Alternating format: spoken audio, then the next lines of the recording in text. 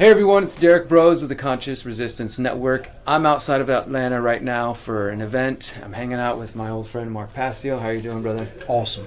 And we actually just finished filming some of Mark's part of my Pyramid of Power series. Those of you who follow my work, you know that we are on episode 13. We're about to release that of 17 of the Pyramid of Power. And if you know Mark's work, Mark talks about the occult, talks about his experience in the Church of Satan and secret societies and so much more important things, natural law, of course. And he is going to be featured in our episode on the pedo class, talking about pedophilia and how that big topic.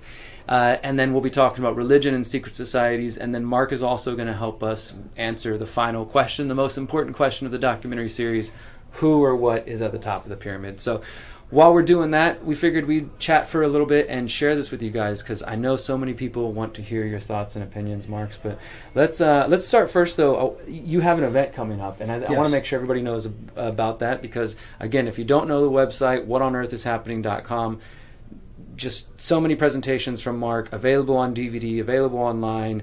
We're getting them in more languages as well as possible, so check it out if you're not familiar. But you have a new presentation coming. Let's talk about that. What are you focused on, and when is it happening? This is going to be an all-day presentation. I haven't done one of those in a few years now. But it's an all-day event coming up October 21st, 2023 in Exton, Pennsylvania at the Exton Hotel and Conference Center. And the presentation is entitled Two Masks, Same Face: The Dark Occult Origins of Nazism and Communism. And what I'm going to do in this all-day presentation is go into all of the figures and organizations that, from a dark occult worldview and perspective, created and fomented the political institutions of Nazism and communism. These are simply religions. I would call them religious factions of the same core religious tradition. So you have to think of Nazism and communism as dark occultic factions. They're controlled by the same hand, and they're just two sides of the same coin, two wings of the same bird, operating to do the same thing long term. The long-term goal is the same, and that's the enslavement of human beings. That's the destruction of the human soul. That is taking the world and bringing it into a prison society. Okay? And what I'm going to do is show people that they are identical once you strip away the political trappings, so to speak. They're identical inside. At the core of their ideology, they are the same. And they are ultimately run by the same people, and they were established by the same root religion, which is dark occultism / Satanism. And the date, you said it was in October? October 21st, 2023, Exton Hotel and Conference Center. You can get an invite for a personal donation to attend in person at my website, whatonearthishappening.com. We have a large poster right on the homepage. If you click that, it will take you to the place where you can donate to attend live in person. This is a live in-person event. It is not an online event, and it is in person in Exton, Pennsylvania. So it is, I don't want you to give away too much of the talk, because we want people to come in person, go in person. If you've never heard Mark speak in person, you won't regret it. And, you know, the DVDs are great. The fact that you put the information out is great, but there's nothing like an in-person presentation. I think so many of us realize that now. Sure. But you're going to be focused on the occult aspects of it, of course. Is sort of the part of that research, some of the things like Anthony Sutton and others have talked about, like the funding of these movements as well, like Nazism, communism, you can go back and see some of the same banking interests and stuff. Obviously, that's one layer, and then you're going to get into the occult I will stuff. touch upon some of that. It will not be the main focus. The occult underpinnings will be the main focus, but I will, of course, touch upon some of that historical framework that researchers such as Sutton and others like Coleman have touched on in their work. Absolutely. Yeah, the reason I bring that up is because, I mean, you're well-versed in this. I consider myself to be fairly well-versed in this, and I know there are those out there who will feel the same. But there are also those who are still just getting caught in these various dichotomies. We know the most obvious one, left versus right, Republican versus Democrat. But there's the Nazis versus communists, nationalists versus, leftists, etc. And it's like the same pattern repeated over and over. So I think that in addition to understanding the deeper occult underpinnings, it's important that people just start to, generally speaking, understand that you're dealing with fighting the same monster, despite appearing completely different or coming from opposing ends of the spectrum. Absolutely. I call this in my work polarization dialectics. It's asking the slave class to choose the flavor of slavery that they prefer. I mean, imagine saying, do you want to be whipped on Monday, Wednesday, and Thursday, or Tuesday, Friday, and Sunday? It's a ridiculous question, because the end result is the same. And people believe, because they're given a choice, that it somehow is going to end up differently. And that's an occult technique in and of itself, dialectics. It's something that you have to be psychologically mature enough and sophisticated enough from a psychological point of view to understand how it is operating, how the masters of the world are giving people that false illusion of choice, and then watching them fight and just totally tear each other apart while they're sitting back laughing. Absolutely. And it seems like, so you and I have spoke, I think the first talk was 2015 at Free Your Mind, 2016 around that time, Anarchapulco, and then in Philly, several times over the years. And we've seen, we've been through the QAnon stuff, we've seen the Trump confusion, all the stuff that's happened. And here we are in 2023, post-pandemic. We haven't spoken on camera since the pandemic, so clearly the world has changed a lot, right? And there are so many people who are... I think a lot more people are awake in some levels, not to the extent maybe we need them to be, but people are aware of Agenda 2030, the Great Reset, technocracy, some of these terms that people like us have been talking about for years Sure. are becoming more, average and normalized. And part of that is people are looking for solutions. People are desperate for them. So maybe they're thinking Trump's going to come save the day, or, nobody believes in Biden, but maybe RFK Jr. even, right? People are still putting their faith in the political system. But there are also those of us who are part of what I've termed exit and build. The idea of exiting from the systems, not just physical location, but getting off big tech, growing your own food, not being dependent on their systems, and trying to build new ones, build parallel systems. And this is something I believe in fully, and I think it's sometimes maybe misinterpreted as a retreatism or running away, but this is also something that you have spoke about as well, in terms of like that we shouldn't necessarily seed ground, and we shouldn't just acquiesce per se. And I don't see getting yourself off the grid as acquiescing. Mm-hmm. So what do you think though about, like, for example, like, and obviously we're friends here, it's okay that we don't always agree on everything. Mm-hmm. Hope people get that. So I got land in Mexico. I'm living between Texas and Mexico, and we got land outside we live in a city, we have a place, but we have a place about an hour and a half outside the city, hoping to grow our own food, build a house, all that. And really for me it's kind of motivated by family and friends who don't quite see what we see yet, but my hope is that if and when they do, and they start wanting to run to the hills or get away, because not everybody's going to be a warrior, that I have somewhere to bring them to or to help them. Sure. It's kind of anticipating that. But yeah, so we were getting people who are realizing, you know what, I want to grow my own food, whether it's in the suburbs or in the city, even in the city, or on the countryside or whatever, getting off the power grid, getting out of the education system. Do you generally support that idea of us exiting from their systems and trying to build parallel ones? Of course, and I think all of those are good ideas. I don't see that as the ultimate long-term solution, however. So I would word that as contingency plans. Sure. in my teaching. What I see as the ultimate solution is the teaching of true objective morality and natural law. Because if we understand those things, we're not going to drive a chaotic, self-induced collapse of our society and civilization and create all kinds of trauma, all kinds of cataclysmic circumstances. We won't create that self-inflicted suffering if we truly understand true morality under natural law. So my perspective is more of, let's avert the disaster to begin with. That being said, look at the lateness of the hour. Look at how few people are actually have their eggs in that basket, so to speak. right? How many people have been doing that over all of these years? For the last 16 years, I've been attempting to explain these solutions to people regarding we have to become educators of morality to other people.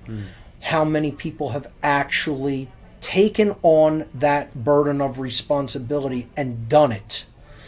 The reason that we're in the situation having to prepare contingency plans is because we have a failure in that type of moral teaching to begin with. So I'm a fan of averting disaster and not having it come down through karmic consequence to begin with. We have to understand things from a level of causal dynamics, causality.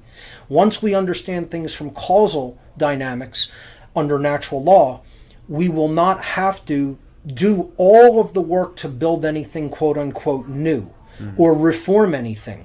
We simply say no to evil because we are standing firm in our moral choice and not accepting the immoral behavior, like when resources are dangled before us like a carrot to take a paycheck to do immoral behaviors. That's the ultimate solution. That being said, I'm not going to tell anybody not to do all of these other creation of systems and parallel dynamics, parallel systems. It's not a bad thing to have those things in place.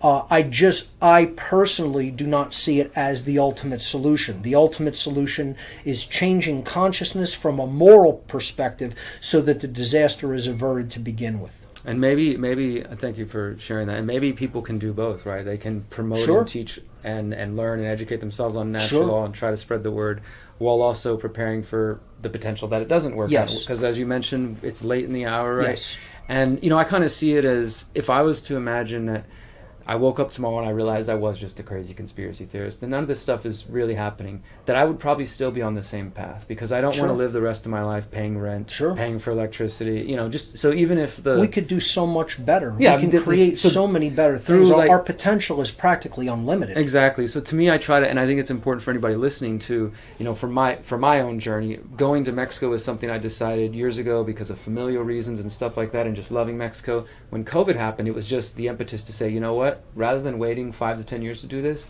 I'm going to start now. And so make, just advancing goals that I already had. And I think that's important, right? If you're in a place of fear, don't go run away to wherever you think is paradise, because it's not going to be. If you're not right in yourself and dealing with your own shit and working on your own acceptance of natural law and understanding morality, then it doesn't matter where you go, in the city, outside the city, it's not going to work out. It would be doomed to failure without that as a moral, philosophical basis and foundation.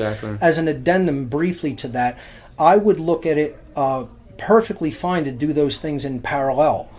However, my ratio, what I would gauge as the proper ratio of, how many eggs to put in which basket, 80% into the teaching of proper moral philosophy, 20% into contingency plans and building parallel systems, I think is the correct number. Okay, well, I appreciate that, and I know that everybody out there will enjoy that analysis, and I think it's important to explore this, right, because the movements as a whole, and I'm using that broadly because we know there's anarchism, voluntarism, there's crypto, spirituality, so many of these intersecting things that are going on now, and people have pieces of the puzzle, but they're collectively, I think these groups are looking for solutions. Again, some people still looking for false hope in messiahs and political saviors, etc. But those who are starting to realize that's not the answer, they're opening up to things like natural law. They're opening up to the idea of exiting and building and creating something different. But I also think you're correct that if we can get to a place, and we have the time-sensitive nature, it's 2023, their vision is 2030, doesn't mean it's all going to be completed, but we know they have the timeline they're working on. That if we can get more people to come to an awareness of natural law and objective morality and reject moral relativism, that could stop their plans in their tracks. I fully agree. So few people are truly deep thinkers and philosophers in their own right that they really cannot see that the solution is to change the mind. The mind has to be changed. Everything that manifests in our world is ultimately manifested beginning in the mind before it comes into physical manifestation in the world. Anything you could think of, this camera, this chair, our clothing, the microphone, the lighting rig, anything from a door to a couch to a mirror, right? All of these things had to be ideas first. That's the principle of mentalism. So everything that's manifesting in our society from a cultural point of view, from a dynamic of either control or freedom, ultimately that had to begin as an idea.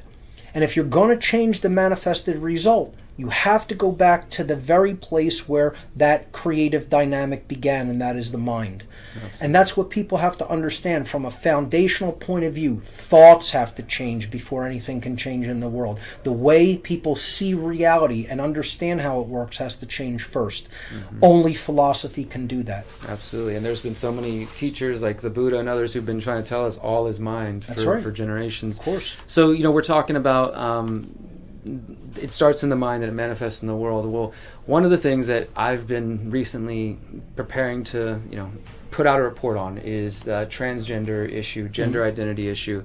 And it's like many topics, I think, that could be seen as distractions by some, but I think also are increasingly becoming difficult to ignore or avoid. Very divisive. These wedge issues, these very divisive issues. And it's sometimes, like, for example, if you want to talk to somebody about natural law, maybe they're willing to listen to you, but if you have a different opinion on the trans issue or another issue, then all of a sudden they don't want to listen. Right. So I'm working on a report, and we were talking about this off camera, that is going to take a truly objective stance, hear from this side and that side, and try to get people to see, look, there's nuance in these issues. We've had, just as an example, we've had indigenous cultures for thousands of years who have identified beyond just the two, male and female, but we're also now at a point where people are being encouraged to modify and mutilate their own bodies, and where parents are having to fight the state or the psychiatrist or the media or the social pressure to prevent their children from harming themselves in these ways. It's clearly gotten to something, just very dangerous. And we're talking about, how everything starts in the mind. What are your thoughts on this topic in general? Like, where is this coming from? There's people who point to the transgender issue relating to the transhumanist issue, being anti-human. But, while understanding that, let's say a small percentage of people legitimately are born with gender dysphoria and don't feel they're in the right place, or just, I think we've all gone through that feeling not good in our own body, right? And statistically, it seems like most of these people, if left alone and given therapy, would kind of grow out of it, so to speak, and work through their issues. And there's also some evidence I'm finding about an overlap between those who are on the autism spectrum and that are being diagnosed this way. So a lot of complex issues here. Sure. Putting that aside, though, what do you think this is really coming from? Like, and where is it headed? So the first thing people would have to really investigate is the causal factors of what is being referred to as gender dysphoria. And people believe that this is somehow natural, when my perspective is that this is a socially engineered dynamic through chemicals in the food, water, and air, through mind control techniques that are constantly reinforced through the media and schooling, through epigenetic techniques. People have to study epigenetics, which is the influencing of physical characteristics through the mind, through mind control. I talked about this in a presentation that I gave several years ago called The Unholy Feminine, subtitled Neo-Feminism and the Satanic Epi-Eugenics Agenda. And what epi-eugenics really means is that you are influencing characteristics of beings to express or not express at a non-physical level. You could do it at a physical level as well, as I said, through chemicals, and that's one part of it. But you're also doing it through the mind. You're also doing it through the information that is put out there, what you get people to accept, moving the Overton window, as it is said. So causal factors have to be examined and really analyzed correctly. And at that point, you also have to make the distinction between an adult making this choice versus it being forced or pushed upon a child that is not of the age of being able to make a truly informed decision with all the information that they need to understand. Absolutely. So that's a complex thing as well. And I would, as you said, suggest on letting people wait out to make that decision. Do not bring it involved with young children. They should be left out of that dynamic because they're still developing mentally, physically, etc. And much of this is phase-oriented in development. Mm-hmm. And, as you said, we have to let that naturally progress and not force an agenda upon it due to political reasons or any other things like cultural identity, etc. Just, people's identity from a sexual perspective. Yeah. So I've heard this phrase coming out called social contagion is how people which is sure. And there's historical examples of this with lobotomies, for example, being given to people like, hey, are you having a headache, having a bad day? Come get a lobotomy, and how easy this gender affirming care is now happening. It's part of epigenetics. And you can part see of mind control. Like the spike in the last decades or so where it clearly doesn't seem to be any kind of organic thing where you could just say, for example, oh, well, we're becoming more accepting, so people are coming. No, there's a massive spike, and the generational difference, too. It's specifically the younger generation. Purely socially engineered. Exactly. Socially engineered. What do you think about, I think this is what we're kind of getting at, and I know you understand, and viewers of both of our audiences will understand that there really, truly is something divine about the balanced masculine and feminine coming together. Critically important. Do you see this as an attack on that? Absolutely. There's a whole war on testosterone, which reinforces masculinity in biological males and is so important for a woman coming into balance in her femininity in biological females. The testosterone is just as important for women as it is for men. And there's a war on testosterone. I also spoke about that in my epi-eugenics presentation called Unholy Feminine. They do not want strong delineation and distinction between male and female and the bonding, the tight social cohesion between the genders. And the reason for that is if you can androgynize the species, you are weakening that social bond between man and woman, and the species then becomes easier to manipulate, deceive, confuse, and ultimately to control. That is absolutely part of the agenda. And again, for people who want to research a lot of those specific dynamics more, I recommend my Unholy Feminine presentation, which is largely where I go into those dynamics. I'll definitely link to all the presentations you've mentioned, Mark. One more question, and we'll Sure. let you go. You've already been patient today. I appreciate it. Again, guys, Mark is going to be featured in the last couple episodes of the Pyramid of Power series. If you haven't checked it out, thepyramidofpower.net. You can see all 12 episodes that are released so far. And as I said, I'll link to Mark's presentations. One other area of common ground that we have that I think there's some pushback from the audience out there is that we're both vegan. Sure. And I know that you, like myself, take a moral position on this. Yes. And in the last year or so, Miriam, my partner, who you've met, her and I kept seeing this pushback. Like with the people waking up to the Great Reset, people are waking up to the World Economic Forum, Bill Gates, and there clearly is an agenda to push people to eat trash and bugs and all Sure. kinds of things.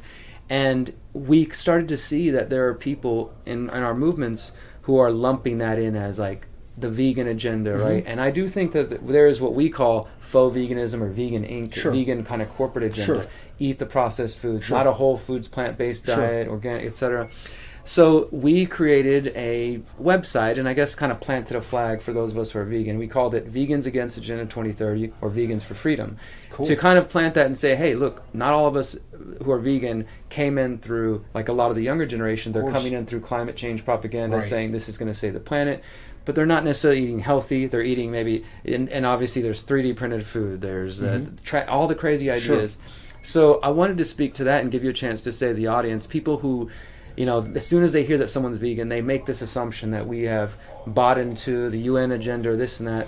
Like, I can say for me as a voluntarist, I don't support people's, being forced to eat bugs or whatever. I want people to come to that moral choice of saying, right. this is wrong for me to do this. And so, yeah, what are your thoughts on this whole misunderstanding of veganism? Yes. Well, the first thing I would say is that there is a part of veganism that suits the Agenda 2030, Absolutely. agenda. No doubt about it. And that is because they do understand that the type of mass animal farming that is done to sustain human beings through animal products and meat is an ecological unbalancing factor. Mm-hmm.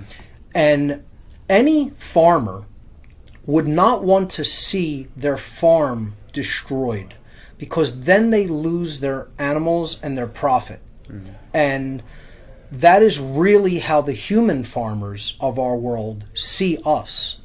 We are their animals, we are their product, we are what they are growing, controlling, and using.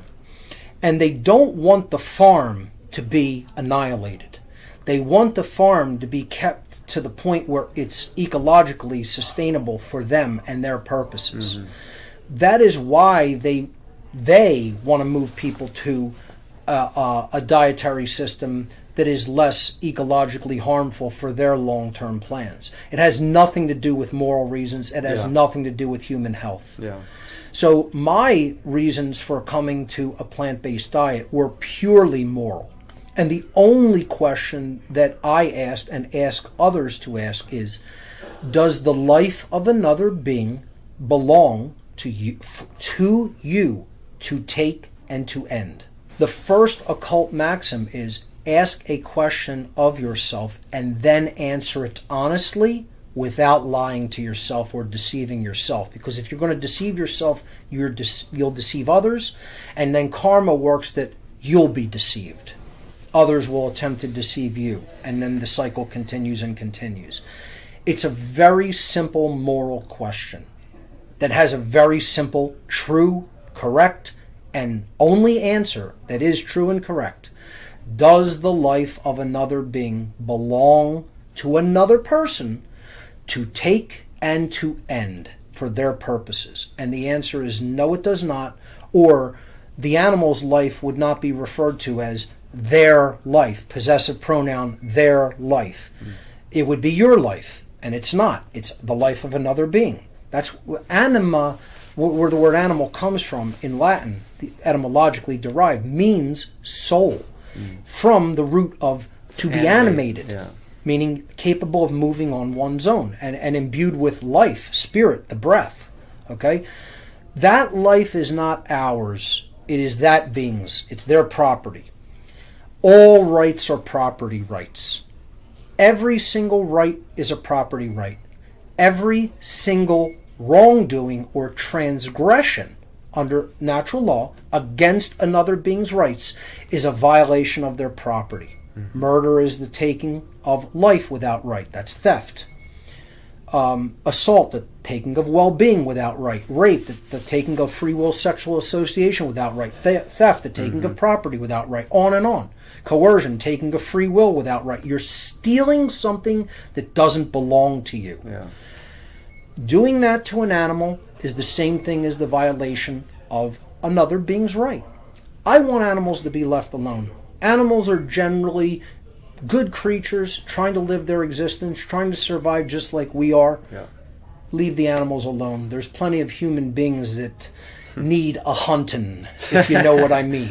Yeah, maybe there's some psychopaths out there that we shouldn't leave alone. We should leave the animals far alone. less innocent than the animals. That's right. Yeah, just to that last point there, that I wrote about this in the third book of the Conscious Resistance trilogy, trying to help people understand this, and I tried to use the property rights argument, but unfortunately, the one approach. You're fine. No worries. So I wrote about this during the Conscious Resistance trilogy, the last book, trying to take the property rights argument of help people understand, because they sort of have the reverse. This is my property. It's my dog. If I want to kick it, I can kick it. If they view the animals as their property instead of viewing their abuse or use of the animal as a violation of that animal's property rights. And one of the arguments I shared, which I think on the natural law that should be enough, but it's unfortunately not enough for some people, in our society, we recognize that children have rights. I mean, there's some parents who might disagree, and they still view their children as property to abuse or do however they like. But let's say when it comes to somebody who has diminished mental capacity, we generally understand, okay, Sure. This is a human being, even if they can't verbalize, we don't go attack them and beat them. And my argument was that animals should be viewed in the same way, that this is an animal that maybe needs a caretaker, maybe needs help here and there, but Sure. should be given the same right in consideration as a person who is diminished mental capacity, as a child, etc. Because that relationship is not one of property and owner. It's a relationship of steward. We should have stewardship to care for that animal and care for it and help raise it and create its comfort, etc. If we're going to quote keep it as a pet, but it's not property. It's still its life belongs to that being. And a steward-ward relationship is not property and owner relationship. Mutual reciprocal relationship. Correct. Right. Correct. Absolutely. Well, I appreciate you taking some time with me, brother. I mean, we've covered quite a bit here in this. And again, everybody, you're going to want to see the answers that Mark shared for the Pyramid of Power documentary. Let's remind them one more time about your upcoming presentation. It's happening in October in just outside of Philly, or where in Pennsylvania? Yeah, it's a suburb west of Philadelphia, a little bit northwest maybe, but definitely west of the city. It's called Exton, Pennsylvania, where it's going to be taking place, the Exton Hotel and Conference Center, and the all-day presentation is entitled Two Masks, Same Face, The Dark Occult Origins of Nazism and Communism, October 21st, 2023. The tickets are available for a donation of $60, and you will get a personal invite to attend in person. This is an in-person event, not online, and you could get your invite for a donation of $60 at whatonearthishappening.com. The large poster for the event is right on the home page. You click that, it'll take you to my gifts area where you can make your donation. Perfect. Thank you so much for your time, brother. Derrick, always a pleasure. I hope you enjoyed this conversation, everyone. Check out Mark's work at whatonearthishappening.com. Find my work at theconsciousresistance.com. We've got a lot of crazy things in our future, but it's time for us to get serious, learn natural law, and remember, you are powerful, you are beautiful, and you are free if you want to be. Peace. Since 2012, the Conscious Resistance Network has been an independent media organization focused on empowering individuals through education, philosophy, health, and community organizing. We work to create a world where corporate and state power do not rule over the lives of free human beings. Our motto is leading by example and helping others in their pursuit of freedom. Visit theconsciousresistance.com to find our articles, documentaries, interviews, podcasts, books, and more. Remember, you are powerful, you are beautiful, and you are free.